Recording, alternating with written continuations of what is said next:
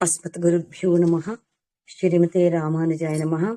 సుందరకాండలోని 49వ సర్గ నుండి 52వ సర్గ వరకు తత్వార్థంతో కూడిన అర్థ వివరణ తెలుసుకుందాము.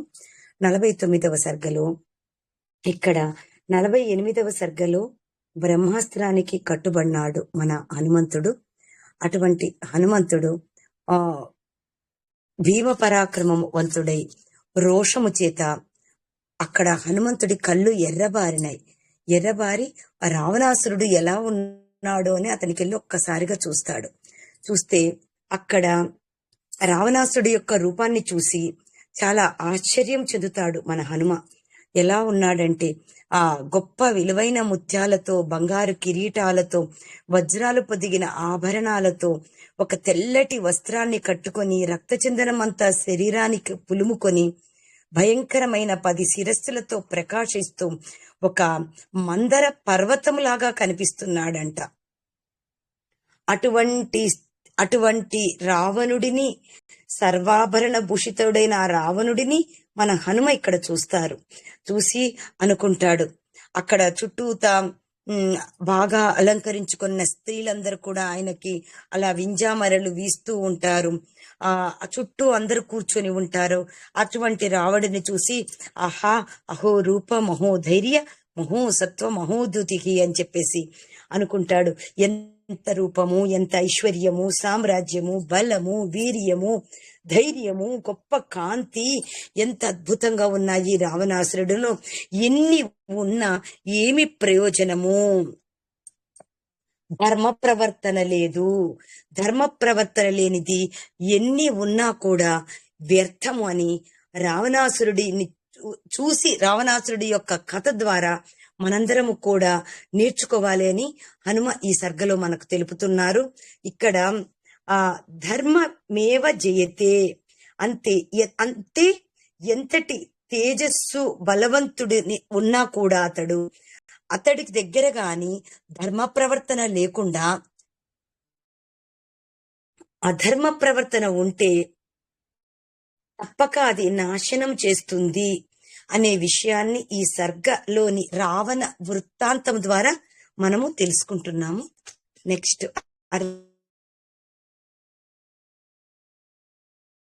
50వ సర్గ. అప్పుడు రావణాసురుడు ఎదురుగా ఉండే హనుమంతుడిని చూచి కోపంతో అంటాడు, ఏమిటి ఈ హనుమంతుడు ఇలా ఉన్నాడు? ఆనాడు నేను తన తల్లి కోసము ఆత్మలింగం తీసుకురావడానికని ఒకసారి రావణాసురుడు కైలాసానికి వెళ్తాడు.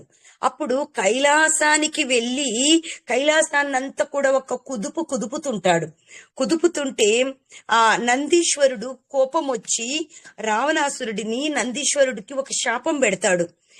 నీవు ఎంత ధైర్యంగా వచ్చి కైలాసాన్ని కదిలిస్తున్నావు? ఒక వానరుడు వచ్చి నిన్ను నీ లంకను కుదిపేస్తాడని చెప్పింటాడు. అప్పుడు అనుకుంటాడు, ఏమన్నా ఆనాడు నందీశ్వరుడు పెట్టిన శాపంలో ఉన్న వానరుడు ఇతనేనా, లేక ఆ వానరుడా, ఆ శాపమేనా, లేకపోతే బాణాసురుడనే రాక్షసుడు ఏమన్నా వచ్చాడా అని ఒక్కసారిగా రావణుడు ఆలోచించి రోషముతో ప్రహస్తుడు అనే ఒక ప్రధాన మంత్రితో చెప్తాడు, ఈ దుర్మార్గుడు ఎవరు? ఈ కోతి, వీడిని ప్రశ్నించండి. అసలు వీడు ఎక్కడి నుంచి వచ్చాడు? వీడికి ఏమిటి పని? మన అద్భుతమైన మన అశోకవనాన్ని ఎందుకు వీడిలా పాడు చేశాడు?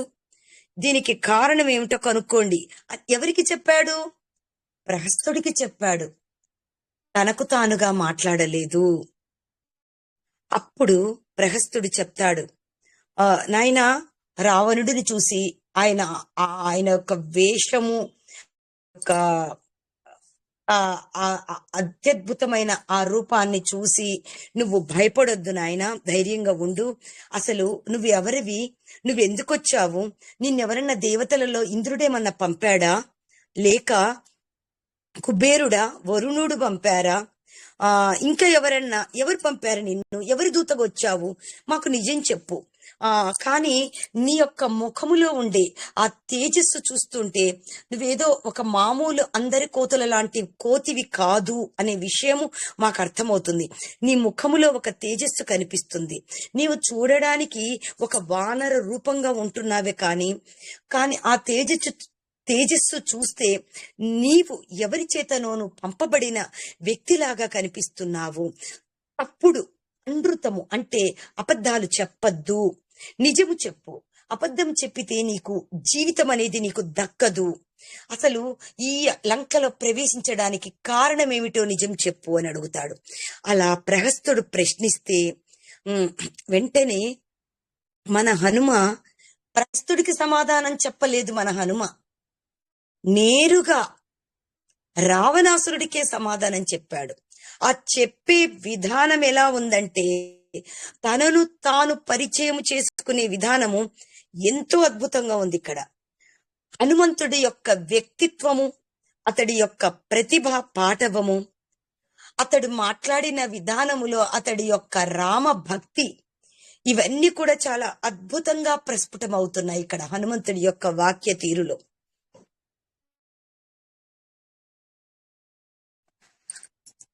నేను చెప్పే ఈ సందేశముకు ప్రహస్తుడు తగడు, నేను రావణుడితోనే మాట్లాడుతాను అని సిద్ధపడి, రక్షో గణేశ్వర, నేను ఇంద్రుడి దూతను కాడు, యముడి దూతను కాను, వరుడు దూతను కాను, కుబేరుడు గాని, యముడు గాని, విష్ణువు కాని ఎవరు నన్ను పంపలేదు. నేను ఎవరి దూతను కాను. నేను ఒక మామూలు వానర జాతిలో పుట్టిన ఒక వానరుడను. రావణాసురుడైన మీ దర్శనం కోసమే ఈ రకంగా చేస్తే నన్ను తీసుకొచ్చి మీ ఎదురుగా నిలబెడతారు అని, మీ దర్శనం కోసమే నేను ఈ రకంగా ఇలాంటి పనులన్నీ చేసి మీ దర్శనము దుర్లభం అని తెలిసి ఇలా చేస్తే మీ ఎదుటికి తీసుకొస్తారని చెప్పారు. అందుకే అలా చేశాను, మీ దగ్గరికి వచ్చాను. కాబట్టి మీరేమో పెద్ద పెద్ద రాక్షసులందరినీ పంపించారు. మరి వాళ్ళు వచ్చి నన్ను చంపేస్తారు, నన్ను నేను కాపాడుకోవాలి కదా, అందుకని యుద్ధం చేసి వాళ్ళందరినీ చంపేశాను. కాబట్టి నాకు బ్రహ్మదేవుడు ఒకసారి ఒక వరం ఇచ్చాడు. చెప్తున్నారు మన హనుమంతుడు చెప్తున్నాడు రావణుడికి, దేవతలు గాని రాక్షసులు గాని అస్త్రములు గాని పాశములు గాని శస్త్రములు గాని బ్రహ్మాస్త్రము గాని ఏది కూడా నన్ను బంధించలేదు. ఇది నాకు బ్రహ్మదేవుడు ఇచ్చిన వరం ఒకప్పుడు. కాబట్టి మిమ్మల్ని, రాక్షసరాజైన మిమ్మల్ని చూడాలని ఒకే ఒక్క కోరికతో బ్రహ్మాస్త్రము నా మీద మీ కొడుకు ప్రయోగించిన కూడా నేను లొంగిపోయి దానికి కట్టుబడ్డాను. నేను వచ్చింది దేనికోసం? ఒక రాజకార్యం కోసం మీ దగ్గరికి వచ్చాను. నేను ఎవరో పెద్ద గంధర్వు దేవతల దూతనైతే కాదు, మా రాజు చెప్పిన పని చేయడానికి వచ్చాను. తర్వాత ఇంకొక అమిత పరాక్రమవంతుడు రామచంద్రుడని ఒక అతను ఉన్నాడు, ఆయన దూతను నేను. ఇంకా మీరు అనుకున్నట్లు ఇది సత్యము, మీరు అనుకున్నట్లు మిగతా అన్ని అసత్యాలు. కాబట్టి ఇది సత్యం. కాబట్టి మీ అందరికీ లంకలో మీకు మంచి కలిగించే నాలుగు వాక్యాలు మీకు చెప్తాను, మీరు శ్రద్ధగా వినండి అని మన హనుమ ఈ 51వ సర్గలో చెప్తారు. అంటే హనుమ ఇక్కడ 51వ సర్గలో చెప్పడం ఏంటంటే,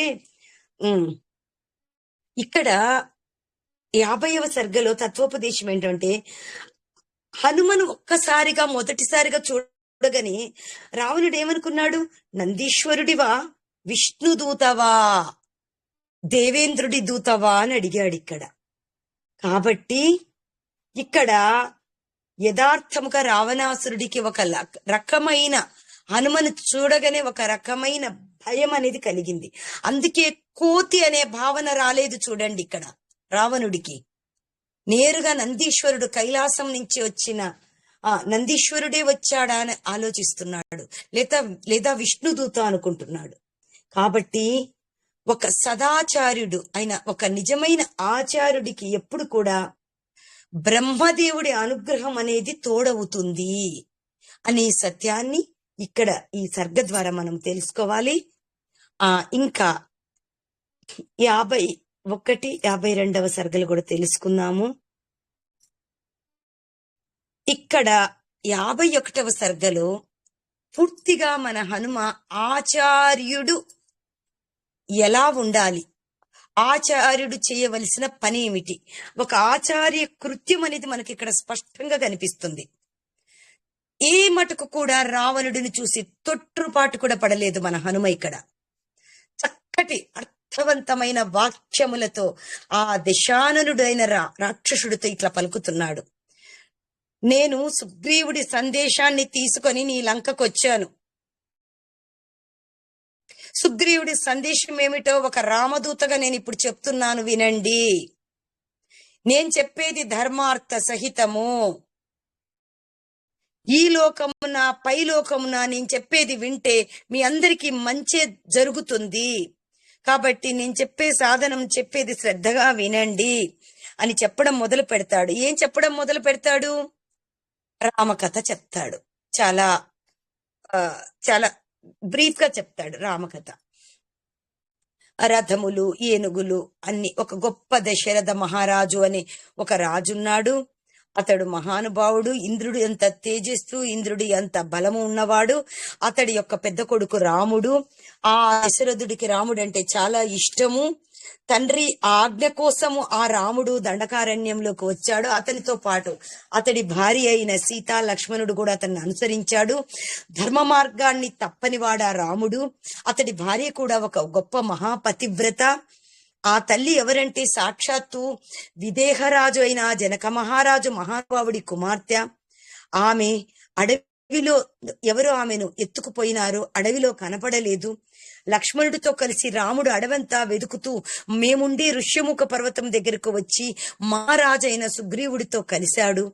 అప్పుడు మా రాజైన సుగ్రీవుడు మమ్మల్ని అందరినీ కూడా సీతమ్మ తల్లిని వెదకమని మమ్మల్ని అందరినీ పంపించాడు. సీతమ్మ తల్లిని మీకు అప్పగిస్తాను అని తన స్నేహితుడైన రామచంద్రుడికి ప్రతిజ్ఞ చేస్తాడు.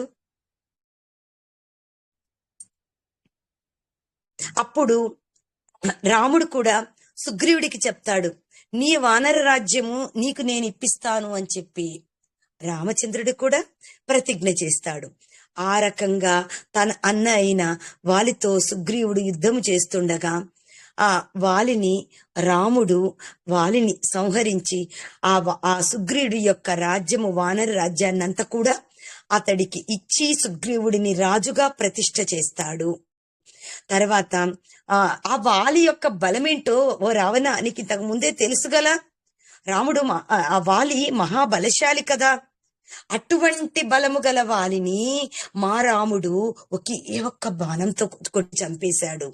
కాబట్టి మా రాజైన సుగ్రీవుడు ఎంతో సత్య ప్రతిజ్ఞుడు. కాబట్టి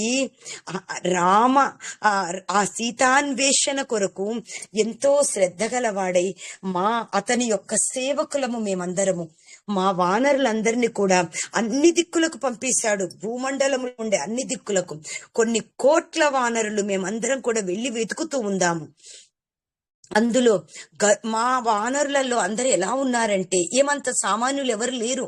అందరూ గరుత్మంతునితో సమానమగు వేగము గలవారు, వాయువేగము గలవారు, హరివీరులు, భయంకరులు, మహావేగవంతులు ఎంతో మంది ఉన్నారు.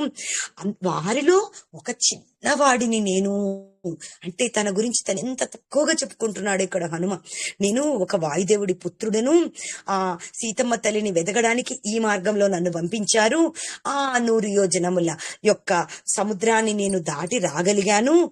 వచ్చి అమ్మాయిన సీతమ్మ తల్లిని చూడాలని కోరికతో మీ లంకా పట్టణం అంతా కూడా నేను తిరుగుతూ ఉంటే ఆ అశోకవనంలో తల్లి నాకు కనిపించింది. నాయన ఇది జరిగిన కథంతా.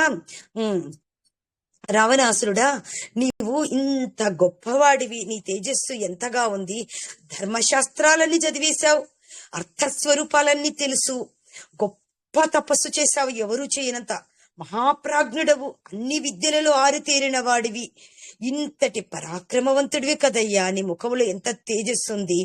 అటువంటి నీకు ఒక పరాయి వాడి భార్యని ఎందుకయ్యా నిర్బంధించి తీసుకురావడము? ఇలా ఈ తప్పుడు పని నీవు చేయడం వలన ఈ తప్పుడు పని వలన ఎవరికి నష్టం? నీకే చెడు జరుగుతుంది నాయన. కాబట్టి ధర్మానికి విరుద్ధమైన తప్పుడు పనులు చేస్తే ఆ చాలా చెడు జరుగుతుంది. కానీ ఎవరు చేస్తారు ధర్మ విరుద్ధమైన పనులు? ఎటువంటి బుద్ధి జ్ఞానం లేని వాళ్ళు చేస్తారు. మరి నువ్వు అన్ని శాస్త్రాలు చదివి అన్నీ తెలిసిన వాడివి, ఆ నీవు ఆ ఈ ఒక గొప్ప బుద్ధిమంతుడివి, నువ్వు ఎలా చేసావయ్యా ఈ తప్పు అని అడుగుతాడు. నాయన, చిన్న చిన్న తప్పులు చేస్తే, ఒక తప్పు చేస్తే ఖచ్చితంగా ఆ తప్పుకు తగ్గ ఆ అధర్మానికి తగ్గ ఫలితం అనేది ప్రతి వ్యక్తికి ఆ కర్మకు తగ్గ ఫలితం మనకు కలిగి తీరుతుంది తప్పుడు పనులు చేస్తే. కాబట్టి ఆ మనము అతి చిన్న తప్పు చేస్తే చిన్న అపాయం కలుగుతుంది. కానీ నువ్వు చేసింది ఏంటయ్యా? పరదారాపహరణము. బాబోయ్, అది ఎంత ఘోరమైన తప్పు! మూలఘాతి. మూలఘాతి అంటే ఏంటి? మొదలు కూకటి వేళ్ల నుంచి నిన్ను నాశనం చేసేది అది. పరదారాపహరణము అంత పాపం ఇంకొకటి లేదు అని చెప్తాడు. ఎవరు? హనుమ. అక్కడ రాముడు మహాబలవంతుడు. అటువంటి రాముడి భార్యను తీసుకొచ్చావే నువ్వు. ఆ ఈ పని వలన నీకు సుఖం అనేది కలగదయ్యా. కాబట్టి మీరు ఆలోచించి, ధర్మం ఆలోచించి, నిజంగా మీ వంశం బాగుపడాలనుకుంటే మీరు సీతమ్మ తల్లిని రాముడికి మీరు క్షమాపణ చెప్పి తల్లి సీతమ్మను ఆ రాముడికి అప్పగించేసేయండి, ఆయనకు అర్పించండి అని చెప్తున్నాడు. కానీ నీకొకటి తెలుసా? సీతమ్మ తల్లి దర్శనము ఎంతో దుర్లభము. అటువంటి దర్శనము నాకు లభించింది. కాబట్టి చూడడము నా వంతు. నేను పోయి ఈరోజు రాముడికి ఈ విషయం చెప్పాను అంటే మిగిలిన పనంతా రాముడే చేస్తాడు, నేను చేయాల్సిన పనే లేదు. కాబట్టి ఆ దుఃఖ స్థితిలో ఉన్న తల్లిని నేను చూశాను. నువ్వేదో అనుకుంటున్నావు, సీతమ్మ తల్లి మీద నువ్వు రకరకాల ప్రయోగాలు చేస్తే తల్లి నీ వశమవుతుంది అని. ఎక్కడైతుంది? ఆమె వశం కాదు. ఆమె మహాపతివ్రత. నువ్వు అనుకున్నట్లు ఆమె మామూలు మనిషి కాదు, మామూలు స్త్రీ కాదు. 5 తలల త్రాచుపాము ఆమె. ఆమె యొక్క శక్తి నీవు తెలుసుకోలేకపోతున్నావు.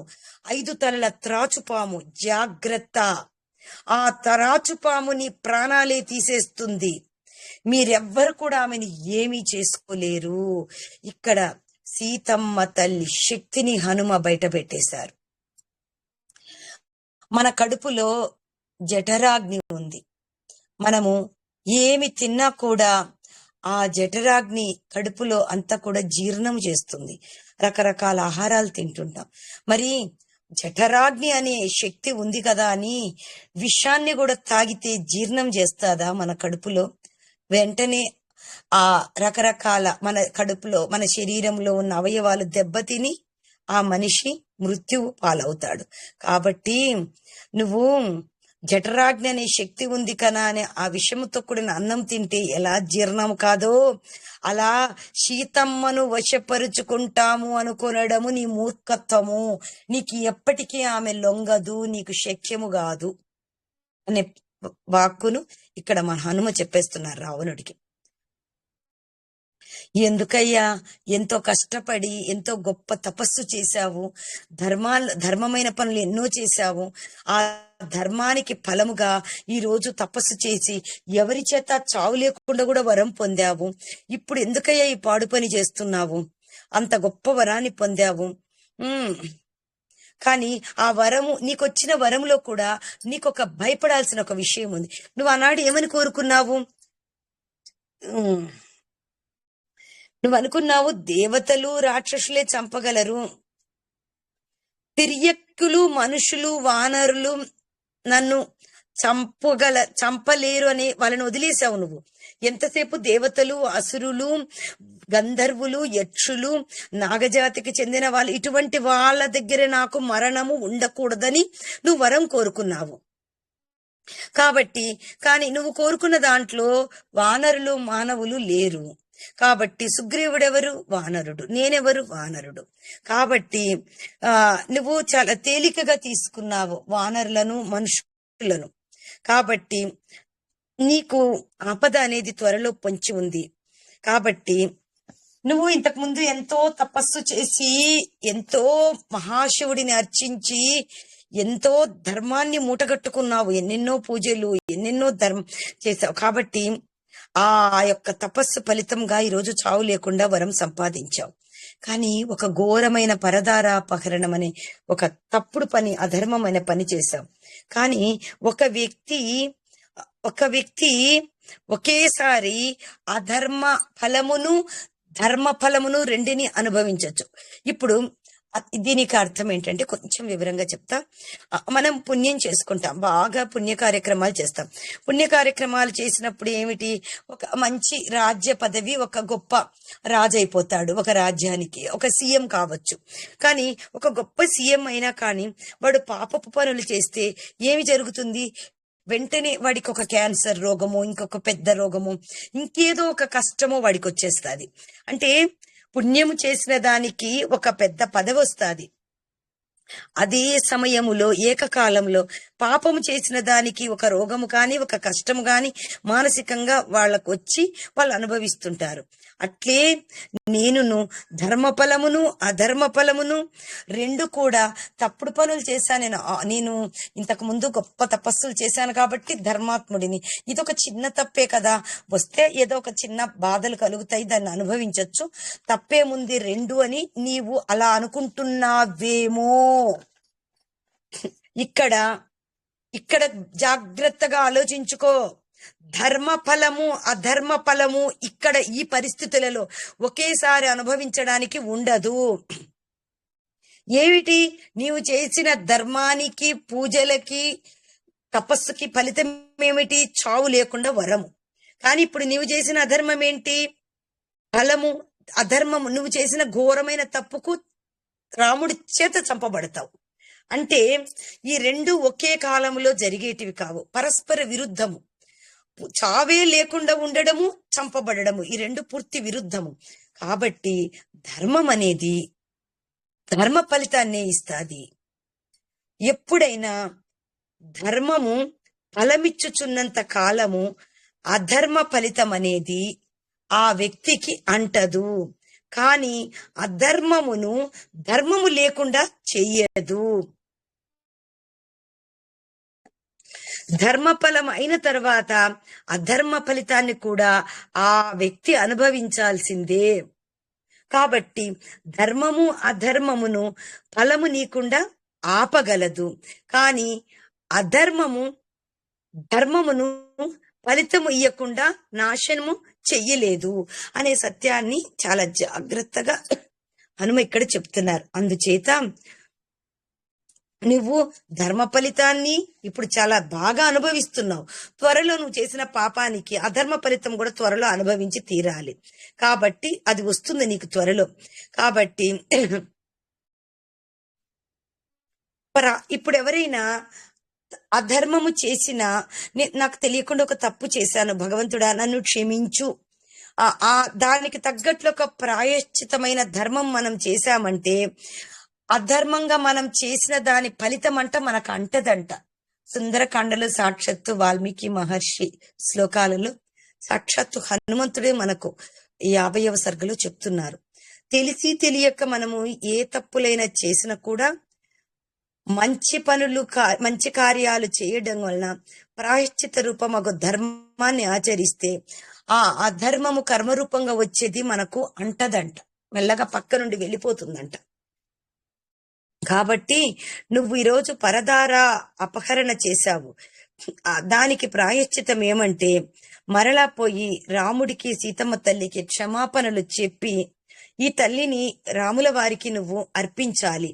అది చేస్తే నీవు చేసిన అధర్మము ఫలితమైన మరణం అనేది ఉందే, నీకు అధర్మము చేసిన ఘోరమైన తప్పుకు మరణ శిక్ష, ఆ శిక్ష నీకు తప్పిపోతుంది. సరేనయ్యా, ధర్మ అధర్మాలు ఇవన్నీ నీకు వినడానికి కూడా నచ్చవు, పక్కన పెట్టది. పక్కన పెట్టి వాస్తవంగా నేను ఒకటి చెప్తాను, జాగ్రత్తగా ఒక మనిషి ఆలోచించినట్లు ఆలోచించు. నీవు సీతమ్మను తల్లిని నీకు ఇప్పుడు చెప్పాను, 5 తలల పామని ఆమెను అపహరించడము మంచిది కాదని చెప్పాను. ఆ రాముడేమి తక్కువ వాడేమి కాదు. జనస్థానంలో నీలాంటి మీ వాళ్ళ 14 మంది రాక్షులందరినీ, కరదూషణ త్రిశూలందరినీ కూడా ఆయన చంపేశాడు. మళ్ళా మా రాజేమి సుగ్రీవుడేమి సామాన్యుడు కాదు, కొన్ని కోట్ల కోతులకు ఆయన మహారాజు. వాళ్ళిద్దరు కలిసి స్నేహం చేశారు, సుగ్రీవుడు రాముడు. వాళ్ళ ఇద్దరు చేస్తే వాళ్ళ బలం అనేది ఇంకా 10 రెట్లు పెరిగింది. కాబట్టి అటువంటి రాముడి మైత్రిని నీవు చేసుకో. ఇప్పుడు రాముడితో అలాంటి విరోధం పెంచుకోవద్దు, అతనితో స్నేహం చేసుకో. కాబట్టి బాగా ఆలోచించుకో అని చెప్తున్నారు. అసలు నీ లంకను నాశనం చేయడానికి మా రాముడు అవసరం లేదు, మా సుగ్రీవుడు అవసరం లేదు. నేను ఒక్కడిని చాలు నీ లంకను నాశనం చేయడానికి. ఎందుకంటే నేను ఎందుకు చేయట్లేదంటే ఆ పని,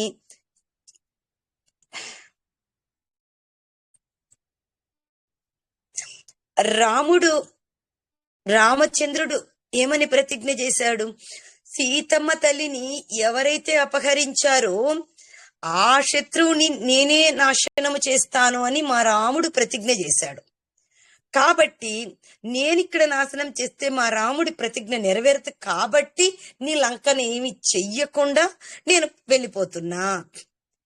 కాబట్టి రాముడికి అపకారం చేసి సాక్షాత్ ఇంద్రుడు కాని ఇంకొకడు ఎంత గొప్పోడైనా కాని ఎట్లాంటి వాడు కూడా జీవితంలో సుఖమునైతే పొందలేడు. కాబట్టి నీ వంటి సామాన్యుడైన ఒక రాక్షసుడు గురించి ఏం చెప్పాలయ్యా? నీవు అనుకుంటున్నావేమో సీతమ్మ తల్లి నా వశంలో ఉంది, నా చేతిలో ఉంది, నేనేమైనా చేసుకోవచ్చు అనుకుంటున్నావేమో. నేను ఇందాకే చెప్పాను, ఆమె 5 తలల పాము. ఆమె ఒక మామూలు స్త్రీ కాదు. ఆమె లంకను వినాశనం చేయడానికి వచ్చిన ఒక కాలరాత్రి. ఆమె కాలరాత్రి, కాలశక్తి అనే సత్యాన్ని తెలుసుకో. ఆ సీత రూపంలో ఒక కాలపాశం వచ్చి నీ మెడలో చుట్టుకొని ఉంది. కాబట్టి ధర్మమేదో నీకు నేను జాగ్రత్తగా ఒక దూతగా చెప్తున్నాను, రామదూతగా ఆలోచించు. ఆ సీతమ్మ తల్లి తేజస్సు, ఆ రామచంద్రుడి కోపంతో నీ లంక అంతా కూడా ఈరోజు తగలబడుతుంది. గుర్తించు, అంత గొప్ప లంక తగలబడుతుందంటే అక్కడ రాముడి కోపము, ఇక్కడ సీతమ్మ తల్లి తేజస్సు. నేను చేసిన కార్యం కాదు ఇది, వాళ్ళ తేజస్సుతో ఇదంతా నాశనం అయిపోతుంది. నీవు కాదురా నాశనమయ్యేది, నీ చుట్టూ నీ భార్య, నీ బిడ్డలు, మంత్రులు, మిత్రులు, జ్ఞాతులు, ఆప్తులు అందరూ నాశనమైపోతారు. రా మూర్ఖుడా అని చెప్తున్నాడు. నా మాట సత్యము విను ఓ రాక్షస రాజా. నేను రామదాసుడిని కాబట్టి రాముడి శక్తి ఏమిటో నాకే తెలుసు. దూతను, అందుకే నీకు దూతలాగా వచ్చి నీకు హితమును నేను చెప్తున్నాను. మరలా నేనెవరిని? వానరుడను. నాకు మనుషులు రాక్షసులు కూడా సమానమే. ఎవరు? నేను మధ్యస్థుడను. కాబట్టి నా మాట విను. రాముడు ఎవరనుకున్నావు?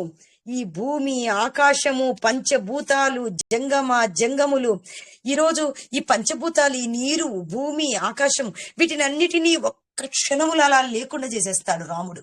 అంతే, మొత్తం శూన్యమైపోతాది ఈ భూమి, ముల్లోకాలన్నీ కూడా ఒక్కసారి శూన్యం చేసి మరలా ఒకే ఒక్క క్షణములో సృష్టించగలే సమర్థుడు ఎవరంటే రాముడు. తత్వార్థం ఏమిటంటే రాముడు పరమాత్ముడు అని ఇక్కడ హనుమ సూచిస్తున్నారు. అంటే ఈ జగత్తు సృష్టి, స్థితి, ప్రళయము ఇవన్నీ కూడా వేద స్మృతులలో చెప్పినట్లు రాముడే చేస్తున్నాడు. నతస్యే కశ్చన తస్య నామ మహద్యశః అని పరమాత్ముడైన రాముడిని మహద్యశః అనే పేరు గలదని రాముడు ఇక్కడ సూచిస్తున్నారు. కాబట్టి దీనిని బాగా నేను చెప్పిన మాటలు విని శ్రద్ధగా ఆలోచించుకో. రామచంద్రుడికి ఇష్టము లేని నీవు పనిచేసి బతికి ఉండడం అనేది దుర్లభము అని ఇక్కడ హనుమ రావణుడికి చెప్తున్నారు. నీవు అనుకుంటున్నాడే, నువ్వు మహేంద్రుడు కదా, మహేంద్రుడు రాముడిని ఎదిరిస్తాడేమో ఇంద్రుడు అనుకుంటున్నావేమో. ఇంద్రుడు కూడా రాముడిని ఎదిరించలేడు, అంత సమర్థుడు కాడు. రుద్రుడు అనుకుంటున్నావేమో, రుద్రుడు త్రినేత్రుడైన కూడా, త్రిపురములను సంహరించుతాడు, త్రిపురాంతకుడైన కూడా రాముడికి ఎదురు నిలబడలేడు. ఇంకా రుద్రుడి కంటే పైన ఉన్న బ్రహ్మ కూడా ఏమన్నా ఎదిరిస్తాడు అనుకుంటావేమో. అతనికి కూడా చేతనము, స్వయంభువైన కూడా అతడు కూడా ఏమీ చేయలేడు. 4 వేదాలు ఉచ్చరించి 4 ముఖములు ఉన్నాయి, రాముడిని ఎదిరించే సమర్థవంతుడు, నాకు ఇంత వరాలు ఇచ్చాడు, చతురానుడు అని నువ్వు అనుకుంటున్నావేమో. ఆ బ్రహ్మ కూడా ఏమీ చేయలేడు. పోనీ వీళ్ళందరూ అందరూ కూడగట్టుకొని వచ్చినా కూడా రాముడిని ఏమీ చేయలేరు, విడివిడిగా వచ్చిన ఏమీ చేయలేరు. ఈ విధముగా చక్కగా ధైర్యముగా హనుమ మంచి మాటలు ఆ రావణాసురుడికి చెప్తూ ఉంటే, ఆ మాటలు విన్న రావణాసురుడికి బాగా కోపం వచ్చి కన్నులు ఎర్రబడి వెంటనే తన మంత్రికి చెప్తాడు, ఇతడిని వెంటనే సంహరించండి, ఇతడిని ఈ క్షణమే నా ఎదురుగ్గా సంహరించండి అని చెప్తాడు. ఈ సర్గలో మనం తెలుసుకోవాల్సింది ఏంటంటే, గురు పరంపరానుసంధానము తప్పక రామకథకు ముందు మనము చెయ్యాలి. అంటే గురువును స్మరించుకోవాలి. సుందరకాండలో ఇక్కడ మనకి మొదటి సర్గ నుంచి కూడా ఎక్కడ కూడా రామచంద్రుడు రాలేదు. ఈ సుందరకాండ సర్గ మొత్తం కూడా ప్రత్యక్షంగా ఈ సర్గలో రాముడు అస్సలు కనబడడు మనకు. పలుమార్లు ఇక్కడ ఇంతవరకు కూడా మనకు రాముడు కనిపించలేదు. ఇక్కడ ఎక్కువ సార్లు రామ కథ హనుమంతుడి చేత చాలా సార్లు ఇప్పటికి మనం వింటున్నాం. చూడండి, ముందు సర్గలో రామకథ గానం చేయబడినది. ఇన్నిసార్లు రామ కథని ఇక్కడ హనుమ ఎందుకు గానం చేస్తున్నారు అంటే, రామ కథ, కృష్ణ కథ, ఈ శ్రవణమే మనకు ముక్తిదాయకము. శ్రీరామచంద్రుడు ఎవరు? సాక్షాత్తు పరతత్వము, పరమాత్ముడు. హనుమంతుడి రోజు రావణాసురుడికి చేసిన హితోపదేశము ఎవరికంటే మనలాంటి మామూలు జీవులు, మన అందరికి కూడా అది శిరోధార్యము. మనం అనుకుంటుంటాము, కొంతమంది బాగా డబ్బులు సంపాదిస్తుంటారు, ఎంతో మందిని మోసం చేసి రకరకాల తప్పుడు పనులు, డబ్బు సంపాదించడమే ధ్యేయము. దేవుడు, దైవము, భక్తి ఏమి పెద్ద చిన్న గౌరవము అలా లేకుండా డబ్బు సంపాదించడమే ధ్యేయం అని ఉంటారు. ఎంతో మందిని నిత్య జీవితంలో మనందరం కూడా చూస్తూ ఉంటాం. వాళ్ళే ఎక్కువగా భోగభాగ్యాలు అనుభవిస్తుంటారు. మంచి పనులు చేసేవాడే ఎక్కువ కష్టాలు పడుతుంటాడు. మనం అనుకుంటాం, వాళ్ళు ఏంటి ఇంత సంతోషంగా ఉన్నారు, మేమెందుకు ఈ రోజు ఇన్ని కష్టాలు పడుతున్నాము అని ఆ సందేహం ఉంటుంది. ఎప్పుడు కూడా ధర్మాచరణ ఫలములు ముందుగా అనుభవిస్తాయి. అధర్మాచరణ దోషములు ఏ వ్యక్తి చేసినా కూడా వాళ్ళు చూడడానికి, అంటే వాళ్ళు చేసిన అంతకు ముందు పుణ్యము వలన, వాళ్ళ పూర్వజన్మ పుణ్యము, ఆ పుణ్యం వలన, ఆ కర్మ వలన వాళ్ళు మంచి ఫలితాలు కొన్ని రోజులు అనుభవిస్తారు. కానీ ఈ రోజు ఆ వ్యక్తి తప్పుడు పనులు చేస్తే ఆ అధర్మాచరణ దోషములు మరల ఆలస్యంగానైనా ఆ వ్యక్తులు తప్పకుండా అనుభవించే వాళ్ళ జీవితం అనేది అంతమవుతుంది అనే విషయాన్ని ఈ సర్గ ద్వారా అనుభవించవలసి వస్తాదనేది మనకి ఈ సర్గ ద్వారా తెలుసుకున్నాము. నెక్స్ట్ 52వ సర్గ.